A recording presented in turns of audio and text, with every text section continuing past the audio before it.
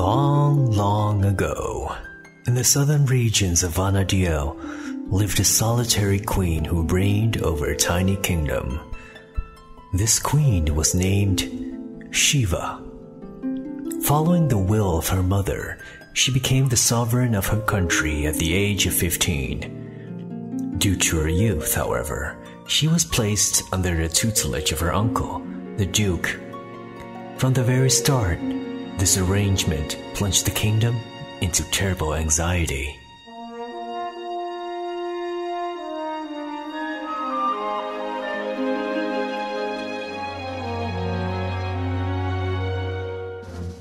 In spite of this, the young Shiva, who had been seen disparagingly as a simple marionette lacking independent thought and free will, was a prodigy in both the realms of diplomacy and the battlefield. In the face of the unreasonable demands of empires far greater than her kingdom, she debated with the utmost ingenuity. In times of war, she fought alongside her forces on the front lines, giving them a sense of unrivaled encouragement.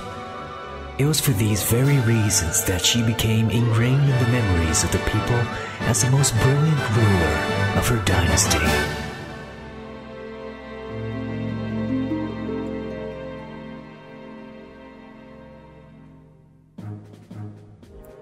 Her wisdom and the prosperity it brought to her people further spread throughout the continent, bringing in flocks of merchants and artisans within the castle walls.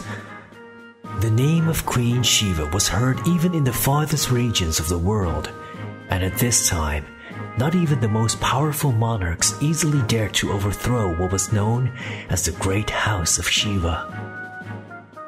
Everyone in the kingdom came to be truly grateful for Shiva's rise to the throne, with the exception of a handful of the noblesse. Worrying over their gradual loss of influence and wealth, they sought to consult the Duke, whose place as Shiva's official guardian and tutor had not been completely forgotten.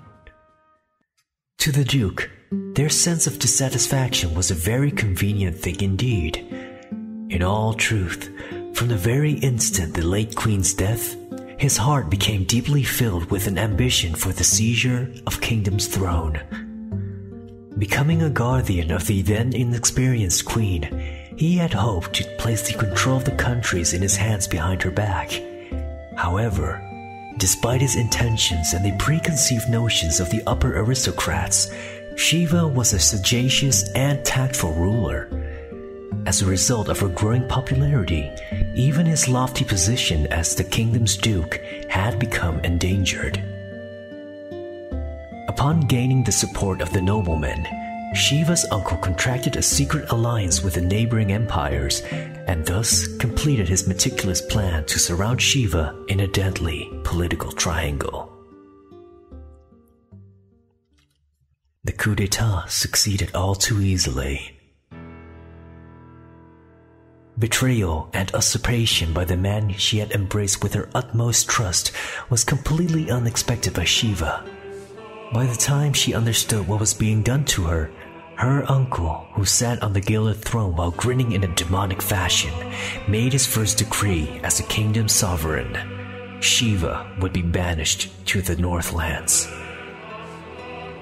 In truth, the wicked Duke, despite his deepest wishes, dared not order Shiva's execution due to her state of high esteem amongst the people.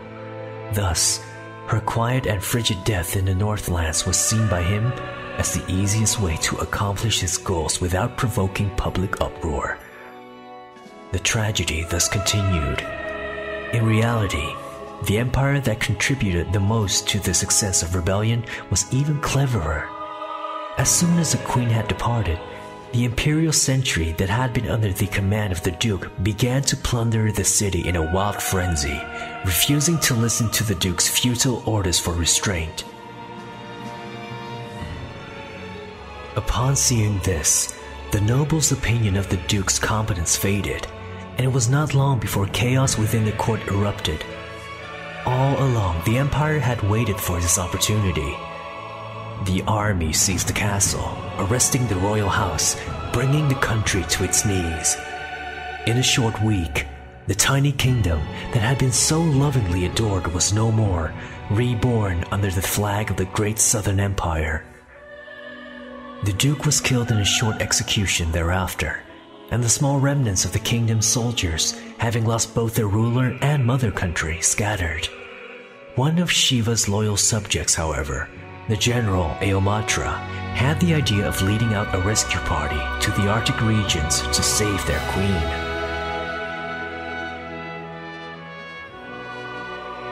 Despite their determination, their southern ways were their weakness.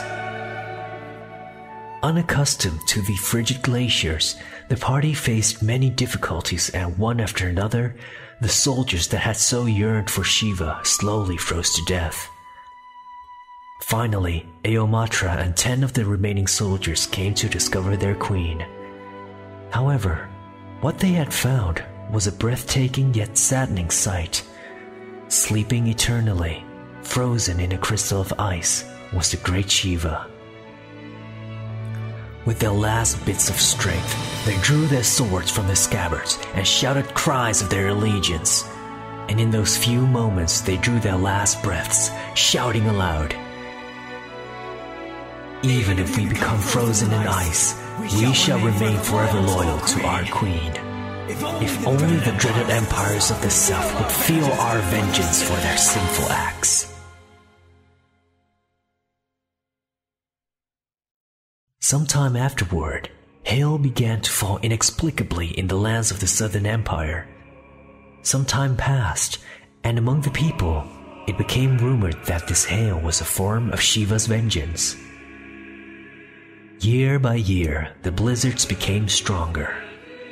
The Southern Emperor, rightfully fearful of Shiva's vengeance, ordered the erection of a shrine in the name of Shiva, as suggested by one of his vassals.